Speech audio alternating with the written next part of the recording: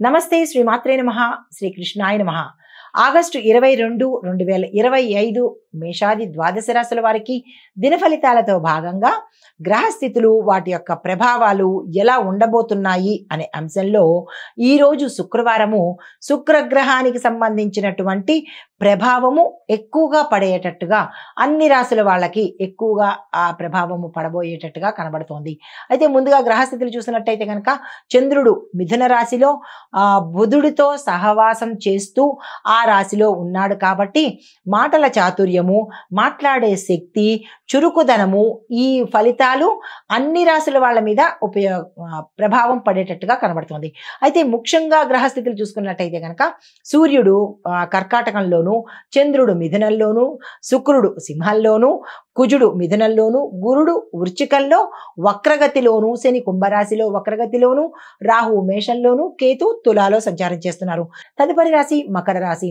ఈ రాశి వారికి రహస్య వ్యయాలు అంటే అన్ఎక్స్పెక్టెడ్ ఖర్చులు అన్నమాట. మీరు ఊహించని ఖర్చులు వచ్చేటట్టుగా గోచరిస్తోంది. దాన్ని సర్దుబాటు చేసుకొని వెలిగే ప్రయత్నం చేసుకోండి. నమ్మిన వారే మోసం చేసే అవకాశాలు కూడా కనబడుతున్నాయి. మరి నమ్మితేనే కదా మోసాలు చేస్తారు. కాబట్టి ఎవరిని ఈ రోజైతే నమ్మకండి, ఎవరికి ఈరోజు ఏది చెప్పకండి. ఈరోజు జాగ్రత్తలు తీసుకునే ప్రయత్నం చేసుకోండి.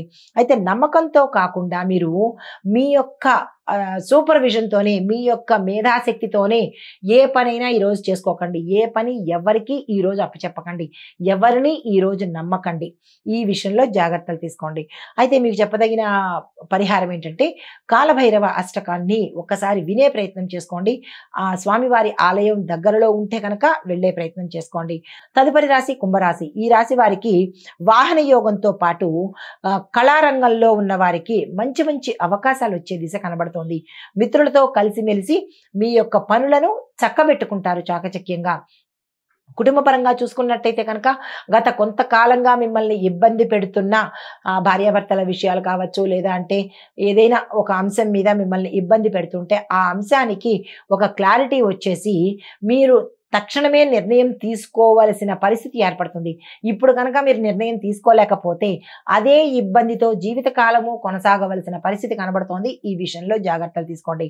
మీకు చెప్పదగిన పరిహారము శని మహామంత్రాన్ని మీ నోటితో మీరు మీ సాధ్యమైనన్ని సార్లు, అంటే మీకు ఎంత సాధ్యపడుతుందో అన్ని సార్లు చదువుకునే ప్రయత్నం చేసినట్టయితే ఒక క్లారిటీ, ఒక స్పష్టత, ఒక సానుకూలమైన ఫలితాలు పొందుతారు. నమస్తే. తదుపరి రాశి మీనరాశి.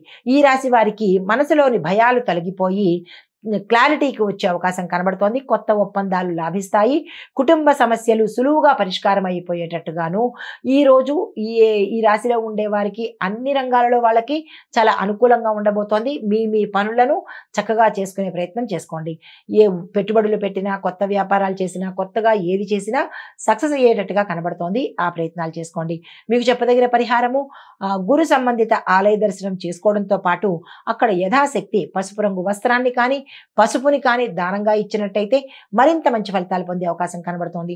ఇది మేషాది ద్వాదశ రాశుల వారికి చెప్పదగిన గోచారరీత్యా ఫలితాలు, పరిహారాలు, సూచనలు.